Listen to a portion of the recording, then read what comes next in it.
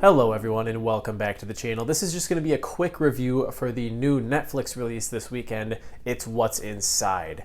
I think this played at Sundance and it was very well liked. Also, I'm getting over a cold right now, so I apologize if that alters my voice at all.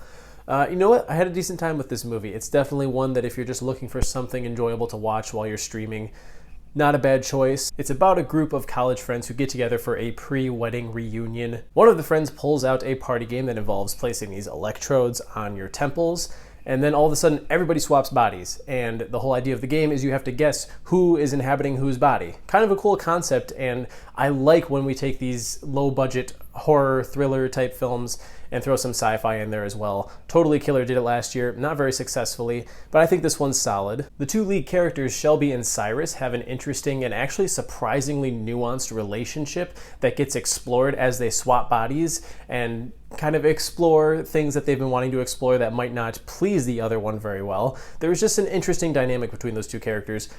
The rest, first of all, I think there's too many characters, and most of them are so superficial that when they start swapping bodies, I wasn't even invested enough to be wanting to decipher, okay, who's inhabiting this body, who's inhabiting this body, because they each have like one quirk. And when that character reveals that quirk, then you're like, oh, okay, so that person is in this body. It's very stylistic. I like the director's choice to, when a couple characters are interacting, he overlays this filter that periodically swaps back and forth between the person on the outside and the person who's on the inside actually speaking, which kind of helps remind you who you're looking at because they play multiple rounds of this game, so it switches up. The same person is not interacting or using the same body over and over again. There are definitely some plot holes in here. For instance, none of the male characters ever swap bodies with the female characters, and I just wish there was some explanation as to why. Is that even possible, or was it just by random chance that it didn't happen? Some of the characters' motivations definitely get muddled because, again, there's so many of them. There's like 8 or 9 people, and we don't have time to truly get to know any of them, so when they start swapping bodies,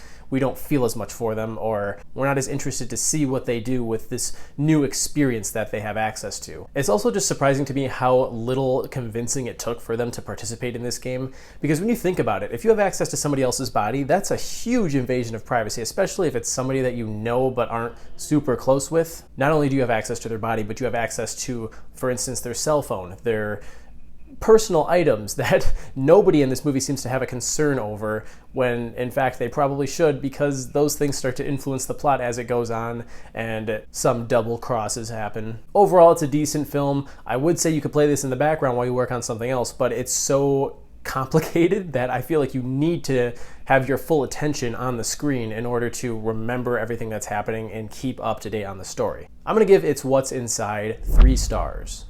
It reminds me a lot of Bodies, Bodies, Bodies from a couple of years ago. Similar premise, a group of college kids getting together to play a party game, which turns into a pseudo whodunit. There is an element of that here where you don't know which characters are doing certain things, and that leads to something in the third act, which didn't fully stick the landing for me, but it's solid. As always, thanks for checking out this video. Stay tuned for more, and I'll catch you guys in the next one. See you later.